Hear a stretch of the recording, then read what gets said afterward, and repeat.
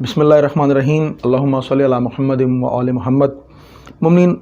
हमारा सिलसिला गुफ्तगू बाउनवान तदवीन हदीस शिया जारी है और इस सिलसिले में आज हमारी ये 12वीं नशिस्त है। मुमिनीन, साबका गुफ्तगू में हमने असहाबे इजमा का आपसे तारुफ़ करवाया और आज हम उस सिलसिला गुफ्तगू को इंशाअल्लाह मुकम्मल करेंगे। मैं अपने नौजवानों के लिए गुजारिश करता चलूँ कि ये इंतहाई अहम मालूमात है। हदीस में जो इल्म रिजाल है उस हवाले से असहाबे इजमा एक इंतहाई अहम टॉपिक है और इस पर यानी ये कह लीजिए कि ये एक बुनियाद है और उसके बाद इस पर काफ़ी इसकी माइन्यूट डिटेल्स हैं और इस पर बहुत से नज़रियात कायम हैं और इस पर यानी कह लीजिए कि एक पूरी इमारत कायम है अकायद और नज़रियात की। तो इस हवाले से चूँकि अभी इस गुफ्तगू में मैं ज़ाहिर है कि उन माइन्यूट डिटेल्स की तरफ नहीं जा सकता, तो चूँकि मुझे सिर्फ बुनियादी बातें आप तक करनी हैं या आप तक पहुँचानी हैं, तो लिहाजा लेकिन मैं ये ज़रूर चाहूँगा कि नौजवान इस गुफ्तगू को काफ़ी तवज्जो से सुनें और इसको जानने की, इस पर गौर करने की कोशिश करें। तो मम्मी, मैंने गुज़िश्ता नशिस्त में आपसे ये गुजारिश की थी कि हमारे उलमाए अहले तशय्यो में से सबसे पहले जनाब शेख मोहम्मद बिन उमर कशी अल-मुतवफ़ा 340 हिजरी ने असहाबे इजमा के हवाले से जो है अपनी किताब में इन अफराद के नामों को का तज़किरा किया और उन्होंने यानी सबसे पहले इस टर्मिनोलॉजी को इस्तेमाल किया। उसके बाद शेख तूसी अलैहि रहमत ने भी असहाबे इजमा का तज़किरा किया और इस हवाले से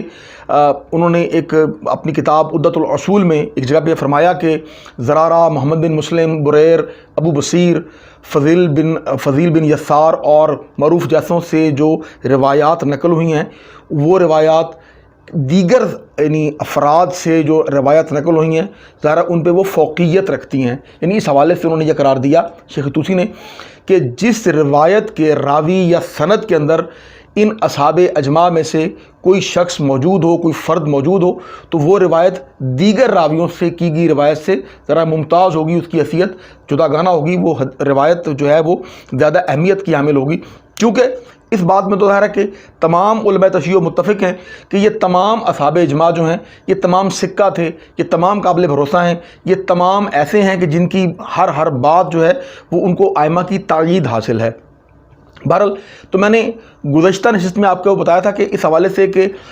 अब किसी रिवायत की सनद में अगर असहाबे इजमा में से कोई बुज़ुर्ग मौजूद हो तो उस रिवायत की अहमियत क्या होगी,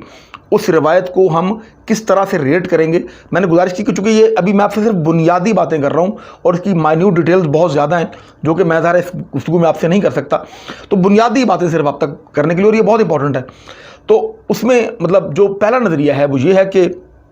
जिसे जैसे शेख भाई जैसे जो हैं हमारे उलमा, उन्होंने भी उस पर जो है इस नज़रिए पे वो कायल हैं। तो नज़रिया क्या है कि अगर कोई हदीस या कोई रिवायत ऐसी हो जिसका सिलसिला सनद जो है वो अगर किसी इमाम तक न पहुँचे और सिलसिला सनद के आखिर में असहाबे इजमा में से किसी बुज़ुर्ग का नाम हो, यानी वो रिवायत मुरसल हो। मैंने पहले गुजारिश की है किसी नशिस्त में, अगर आपको याद हो, कि मुरसल रिवायत से मुराद ऐसी रिवायत होती है जिसका सिलसिला कलाम या जिसका सिलसिला गुफ्तगू या सिलसिला सनद जो है वो मासूम तक या इमाम तक ना पहुँचे। तो बहरहाल शेख भाई जैसे अब हमारे जो बुज़ुर्ग हैं उन्होंने भी ये नज़रिया जो है इसके वो कायल थे कि अगर किसी रिवायत की सनद जो है वो मासूम तक ना भी पहुँचे और असहाबे इजमा तक पहुँचे और वो रिवायत मुरसला हो तो भी वो सही मानी जाएगी। यानी इन बुज़ुर्गान की जलालत और मंज़लत इस कदर बुलंद है कि अगर ये किसी रिवायत को, किसी हदीस को, किसी रिवायत को अगर ये बयान करें तो वो उसको दुरुस्त माना जाएगा, उसको सही माना जाएगा, उसकी एक ख़ास अहमियत होगी। इसी तरह एक सिलसिला है इसी सनद के हवाले से एक और नज़रिया जो हमारे बाज़ बुज़ुर्ग उलमा ने इख्तियार किया, बल्कि हमारे अक्सर बुज़ुर्ग उलमा ने इख्तियार किया, वो ये कि अगर किसी रिवायत की या हदीस की सिलसिला सनद में इन असहाबे इजमा में से कोई भी बुज़ुर्ग मौजूद हो, तो अगर उस सिलसिला सनद के अंदर कोई ज़ईफ़ रावी भी मौजूद हो तो वो पूरा सिलसिला सनद जो है उसको कवी माना जाएगा और रिवायत को दुरुस्त माना जाएगा, सही माना जाएगा। चूँकि इस पर दलील हमारे बुज़ुर्ग उलमा ने यह दी कि इन हज़रात से यानी असहाबे इजमा से ये तवक्को ही नहीं की जा सकती ये किसी ऐसे शख्स से रिवायत लें जो कि ज़ईफ़ रावी हो या ये शख्स ज़ईफ़ हो। इसी तरह इससे बढ़ के भी बाज़ उलमा ने एक स्टेप आगे जाके تو ایک نظریہ قائم کیا کہ ہمارے بعض بزرگ علماء کی نظر میں اگر کسی حدیث کی یا روایت کی سند میں اصحاب اجماع میں سے کسی ایک بزرگ کا بھی جو ہے اسم گرامی موجود ہو تو ہمارے ان بزرگان کے نظریے کے مطابق اگر اس روایت میں کوئی فاسق راوی بھی موجود ہے، یعنی سلسلہ سند میں اگر بات کو سمجھانے کے لیے اپنے نوجوانوں کے لیے کہ یعنی سلسلہ سند میں اگر آخری نام پہ اصحاب اجماع میں سے کسی بزرگ کا نام ہے اور اس سلسلہ سند میں اگر کوئی فاسق راوی بھی موجود ہے تو بھی اس سلسلہ سند کو درست مانا جائے گا اور اس روایت کو درست مانا جائے گا اور وہ روایت موثق شمار ہوگی۔ کیوں؟ دلیل جو دی ہے علماء نے وہ یہ دی ہے ان بزرگان نے کہ ان اصحاب اجماع کی جو ہے کہہ لیجیے کہ ان سے یہ توقع نہیں کی جا سکتی کہ وہ کسی ایسی روایت کو بیان کر دیں جو روایت درست نہ ہو، یعنی ان کی ثقاہت، ان کی سچائی، ان کا قابل بھروسہ ہونا، ان کا قابل اعتماد ہونا اس درجہ تک بلند ہے کہ ان سے یہ توقع نہیں کی جا سکتی کہ وہ کسی ایسی روایت کو بیان کر دیں جو درست نہ ہو۔ تو لہٰذا جب ان بزرگان کا نام آ جائے تو پھر کسی روایت کی سند کو دیکھنے کی بہرحال بقول ان علماء کے ضرورت ہی باقی نہیں بچتی۔ اب مومنین اس میں میں ایک اور یہاں وضاحت کر دوں کہ ہمارے جو اخباری علماء ہیں، چونکہ آپ کے ظاہر علم میں ہے کہ اہل تشیع میں دو بنیادی فرقے موجود تھے، ایک اخباری اور ایک اصولی، اور اب ظاہر ہے کہ اصولی زیادہ ہیں اور اخباریوں کا ذرا سلسلہ اس حد تک آپ کے سامنے موجود ہے کہ اخباری زیادہ تعداد میں نہیں ملتے اس دور میں۔ بہرحال تو اخباری علماء میں بہت بڑے بڑے جلیل القدر بزرگان کے نام ہیں۔ ہماری کتب حدیث کے لکھنے والے اکثر علماء جو ہیں وہ اخباری تھے۔ اب مثال کے طور پہ ملا محمد امین استرابادی، اس کے علاوہ ملا فیض کاشانی، اس کے علاوہ شہاب الدین قرقی اور وسائل الشیعہ کے جو ہے مصنف جناب شیخ حر العاملی رحمۃ اللہ علیہ، یہ تمام بزرگان جو تھے یہ اخباری تھے۔ اب ان تمام بزرگان کا جو ایک نظریہ ہے بڑا مزیدار، آپ کو بڑی انٹرسٹنگ بات بتاؤں کہ یہ تمام بزرگان کتب اربع کو یعنی الکافی کو، ملا یذر الفقی کو، تہذیب الاحکام کو اور استبصار کو، ان چاروں کتب کو یہ صحیح، ان کی یعنی ان چاروں کتب کی تمام روایات کو یہ بزرگان صحیح مانتے ہیں، یا یوں کہہ لوں کہ اخباری علماء کی اکثریت کتب اربع کی احادیث کو صحیح مانتی ہے، اور اس کی دلیل وہ جو دیتے ہیں وہ یہ دلیل رکھتے ہیں یا اس دلیل کی بنیاد پہ وہ یہ بات کرتے ہیں کہ چونکہ کتب اربع کی روایات کی اکثر روایات کی جو اسناد ہیں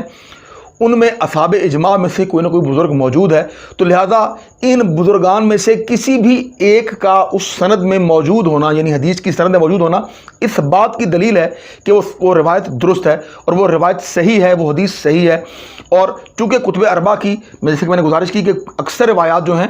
وہ ان میں